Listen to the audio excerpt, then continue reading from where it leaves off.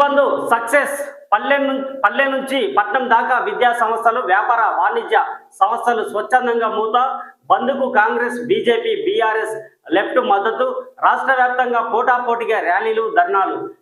MGBS వద్ద 12 గంటల పాటు బైఠాయింపు. పండగ పూట సొంతూళ్లకు వెళ్లే వారికి తప్పని తిప్పలు. కొన్ని ప్రాంతాల్లో వ్యాపార సంస్థలపై రాళ్ల దాడి, అడ్డుకున్న పోలీసులు. ఆయా చోట్ల ఉద్రిక్తత. స్థానిక ఎన్నికలను ఆపి మరీ బీసీ రిజర్వేషన్ల కోసం 23 నెలలుగా ప్రయత్నిస్తున్నాం. టీపీసీసీ చీఫ్ మహేష్ కుమార్ గౌడ్. బీసీ బంద్ చరిత్రలో నిలిచిపోతుంది. త్వరలో అన్ని రాజకీయ పక్షాలతో సమావేశం ఏర్పాటు చేసి కార్యాచరణ రూపొందిస్తాం. ఆర్ కృష్ణయ్య. అఖిలపక్షంతో సీఎం ఢిల్లీకి వెళ్లి ఒత్తిడి తేవాలి. జాజుల శ్రీనివాస్. బీసీ రిజర్వేషన్లకు రాజ్యాంగ భద్రత. రాష్ట్రంలో బీసీలకు 40% రిజర్వేషన్ల అమలు డిమాండ్తో బీసీ జేఏసీ